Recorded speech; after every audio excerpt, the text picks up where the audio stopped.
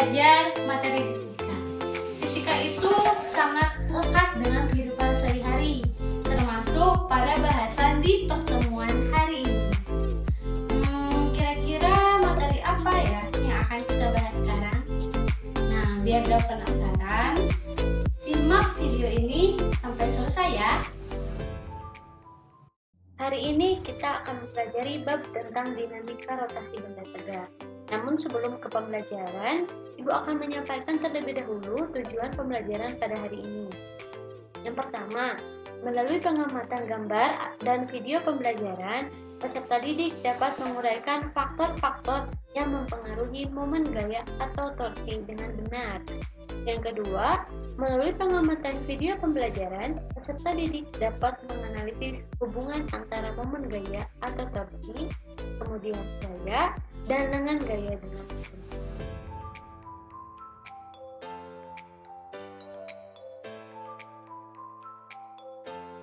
Pintu merupakan salah satu yang sering kita gunakan dalam kehidupan sehari-hari.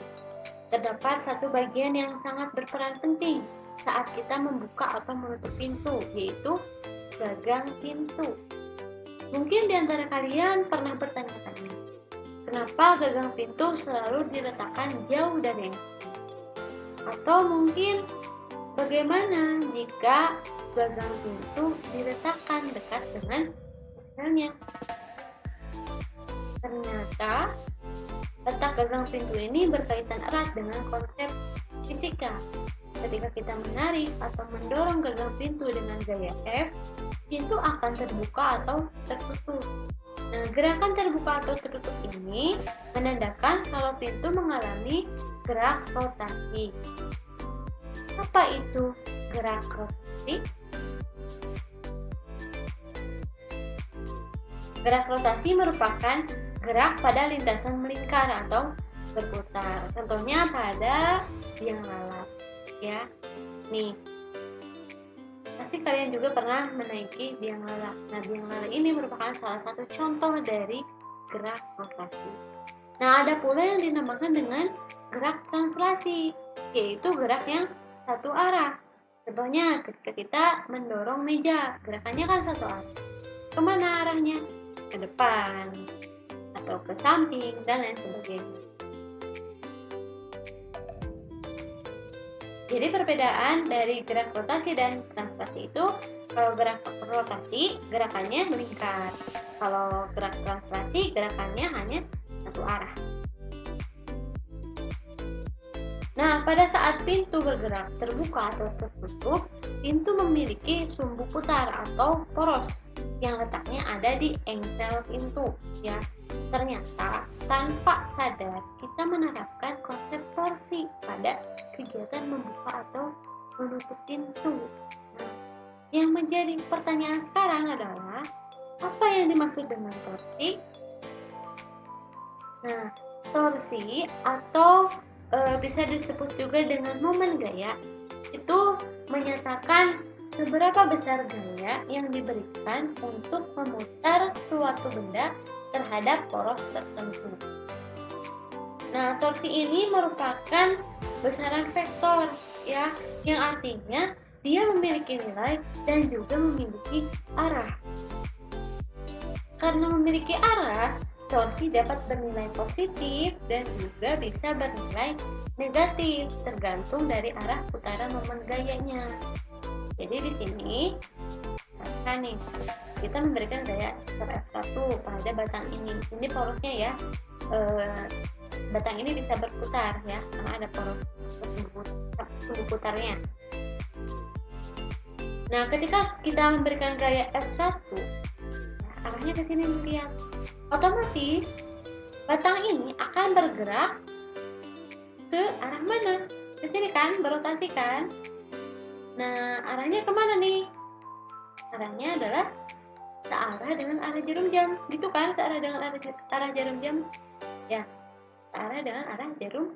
Nah, kalau kita memberikan gaya F2 nih, lihat arahnya. Ini arahnya ke sana kan? Otomatis ketika setelah kita memberikan gaya, batang ini akan bergerak rotasi ya, tentunya akan bergerak rotasi. Tapi arahnya kemana? Arahnya kemana? Arahnya adalah berlawanan dengan arah jam. Gitu. Maka di sini kita akan buat kesepakatan nih, ya, karena dia memiliki nilai dan arah torsi itu, kita buat kesepakatan untuk menentukan arahnya. Nah, bernilai positif jika berlawanan dengan arah jarum jam putarannya, dan bernilai negatif jika putarannya searah jarum jam, ya.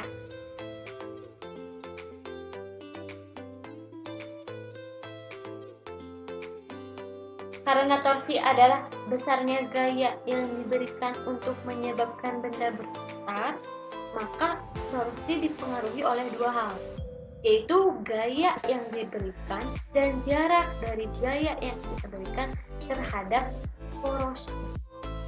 Ya. Jika ditulis ke dalam bentuk matematis, maka torsi ini dibacanya tau ya, atau torsi. Tapi ini simbolnya adalah tau.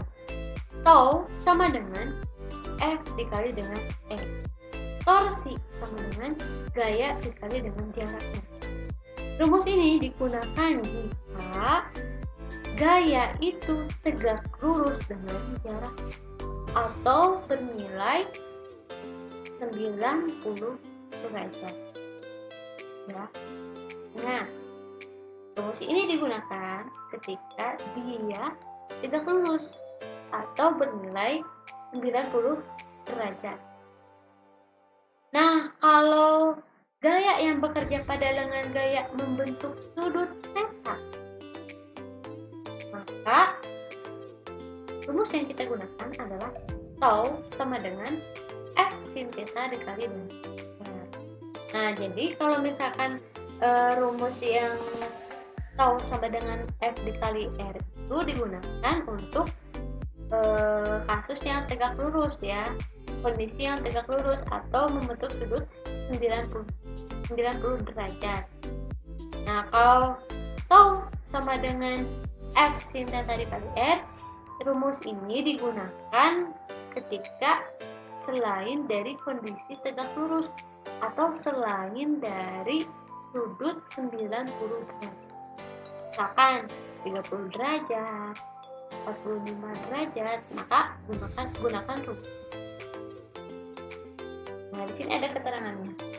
F sama dengan gaya yang diberikan ya. Jadi F itu adalah gaya yang diberikan. Satuannya Newton. R jarak tubuh putar terhadap lengan gaya. Satuannya meter. Theta merupakan sudut antara gaya dengan jaraknya. Satuannya adalah derajat. Torsi atau tau adalah momen gayanya. Satuannya adalah Newton meter.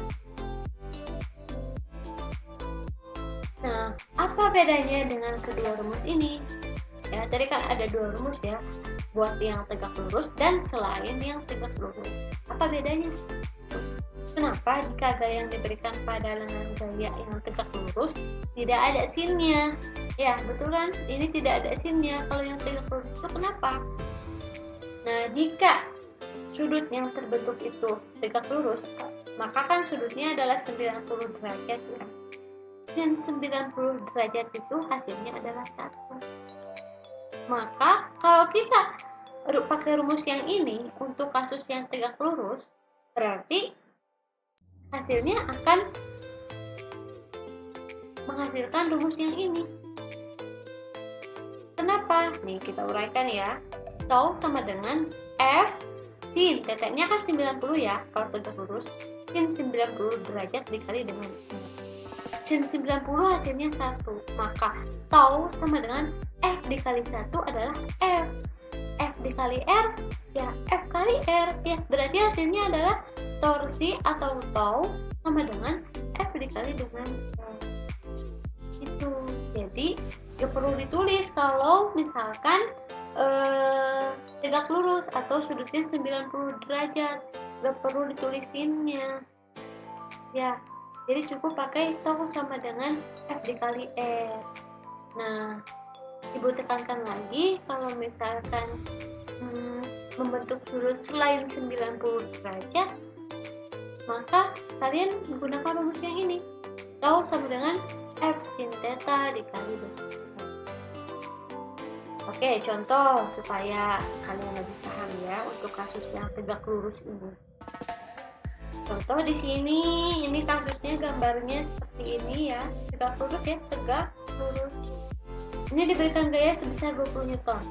Terus membentuk sudut 90 derajat ya. R-nya adalah 2 meter. 2 meter ya. Nah, di sini Ibu ralat, ini anggap tidak ada ya. Ini anggap saja tidak ada. Yang menjadi sumbu putarnya atau porosnya adalah yang ini. Berarti R-nya yang digunakan adalah 2 meter ya. Oke ya, 2 meter ya.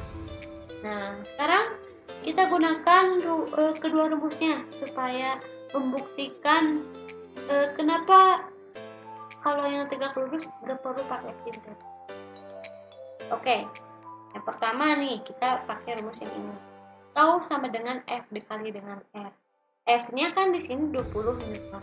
Di sini ditulis negatif 20 Newton. Kenapa? Kenapa negatif 20 Newton?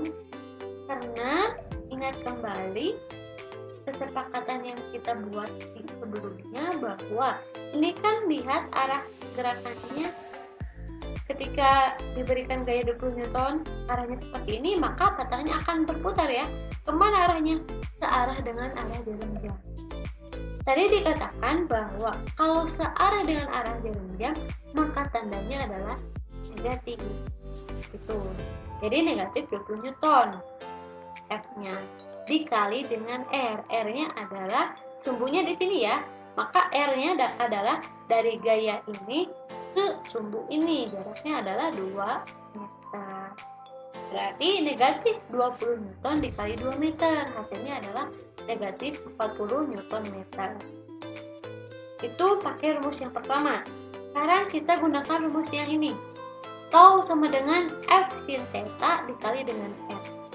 Nah, F-nya kan tadi negatif 20 Newton ya. Sekarang kita substitusikan theta-nya. Sin theta-nya adalah sudutnya 90 derajat. Berarti di sini sin 90 derajat. R-nya adalah 2 meter. Ya. Sekarang hasil dari sin 90 derajat kan 1 ya. 1. Sin 90 itu 1. Maka kita kalikan. Negatif 20 Newton dikali 1 negatif 20 Newton dikali dengan 2 meter, hasilnya adalah negatif 40 Newton. Sama hasilnya ya, sama. Nah, di sini berarti dapat disimpulkan bahwa torsi ini hasilnya adalah 40 Newton meter. Arahnya kemana? Searah dengan arah jarum jam. Kenapa? Karena bernilai negatif. Nah, jadi pakai untuk yang tegak lurus, pakai kedua rumus ini sebenarnya tidak masalah, ya. Hanya saja ini untuk memudahkan, gitu. Kalau tegak lurus ya udah cukup pakai rumus yang ini aja. Tau sama dengan F dikali dengan. Kalau selain dari 90 derajat atau selain dari tegak lurus, maka kalian gunakan yang ini. Tau sama dengan F sin theta dikali dengan R.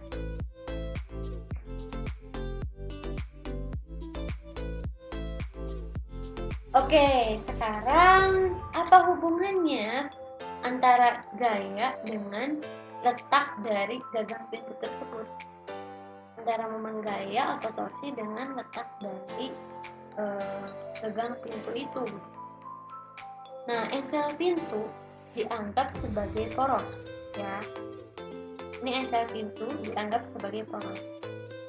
Dan jarak dari poros ini ke gagang pintu ini merupakan lengan momen, ya. Jadi poros ke gagang pintu ini disebut dengan lengan momen. Nah, jika dilihat dari persamaan, tadi kan tau itu sama dengan F dikali dengan R. Artinya ini sebanding. Torsi sebanding dengan lengan momen atau R. dan sebanding juga dengan besarnya gaya yang diberikan atau F ya. Nah, yang artinya jika panjang lengan momen makin besar, maka torsi juga akan semakin besar.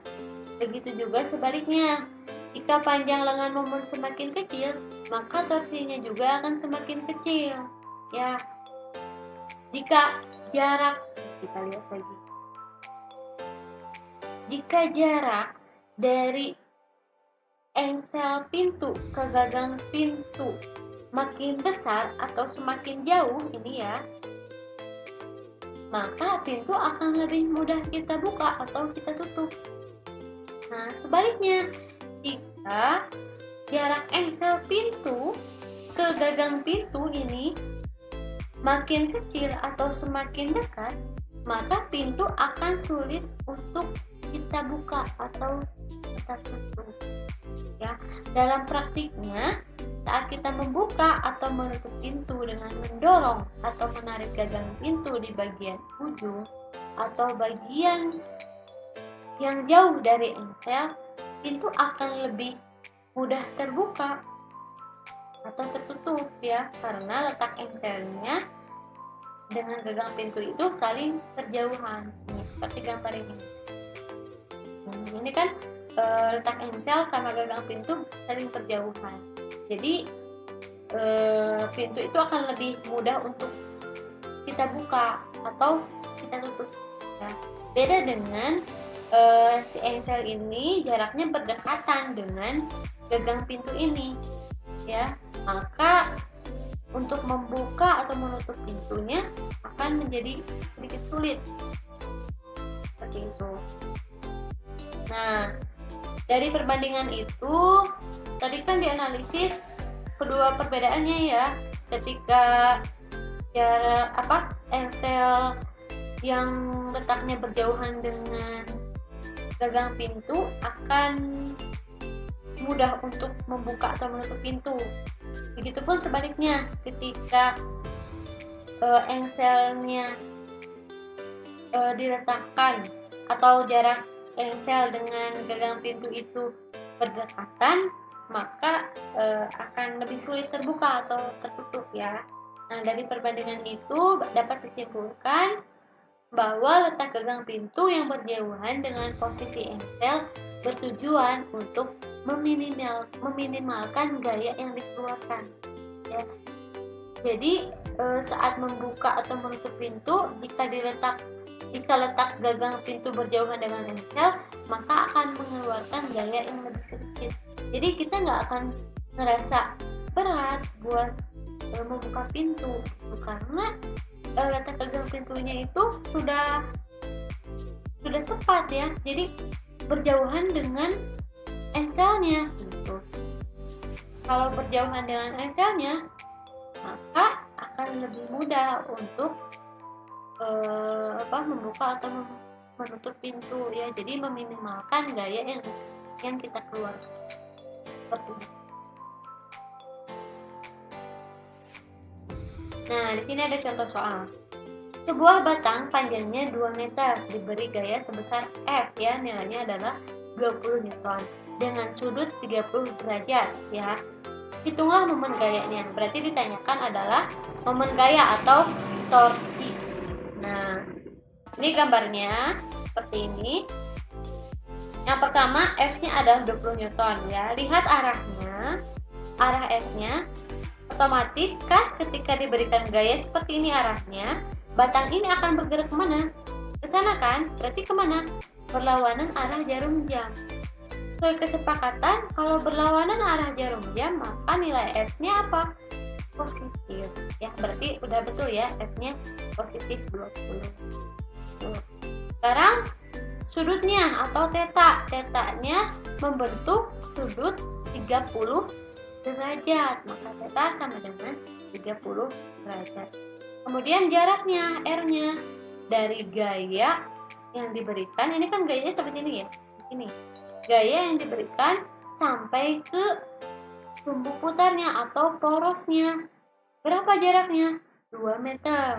Nah, yang ditanyakan sekarang adalah momen gaya atau torsi. Nah, kita pakai rumus yang mana untuk kasus ini? Ya, pakai rumus yang tau sama dengan F sin theta kali R. Kenapa? Karena ini kasusnya membentuk sudut selain dari 90 derajat, yaitu adalah 30 derajat. Ya, maka kita gunakan rumus tau sama dengan F sin theta dikali dengan R. F-nya adalah 20 Newton dikali sin theta adalah sin 30 derajat dikali dengan 2 meter. Sin 30 derajat hasilnya adalah 0,5. Kita kalikan. 20 Newton kali 0,5 berapa? Ya, 10 Newton. Dikali dengan 2 meter berapa? 10 kali 2 meter, 10 Newton kali 2 meter. Hasilnya adalah 20 Newton meter. Ini kan positif ya, positif 20 Newton meter. Berarti artinya adalah torsi ini hasilnya adalah atau besarnya adalah 20 Newton meter. Arahnya berlawanan arah jarum jam. Kenapa? Karena bernilai positif. Paham ya? Ini. Nah, untuk memahami dan mendalami konsep torsi ini, silahkan kalian coba latihan ini ya. Sebuah batang panjangnya 2 meter diberi gaya sebesar F1 dan F2. Berarti ini ada 2 gaya ya yang digunakan. Besarnya 20 Newton ya. Berarti F1 20 Newton, F2 juga 20 Newton ya, sama. Dengan sudut sebesar 30 derajat nih pada F2. F1 berapa sudutnya? 90 ya, tegak lurus ya. Tegak lurus. Oke, berarti ada 2 kasus nih. Coba kalian hitung momen gaya pada kasus ini. Oke. Sekian dulu pembelajaran tentang bahasan torsi atau momen gaya ini. Jika ada yang ditanyakan, silahkan kalian tuliskan di kolom komentar. Oke, silahkan kalian pahami dan pelajari dulu materi konsep torsi ini. Jika sudah dipahami, maka silahkan kalian isi latihan soal yang tadi ya, sebagai bentuk pemahaman kalian sudah paham atau belum. Oke, sekian pembelajaran kita hari ini. Assalamualaikum warahmatullahi wabarakatuh.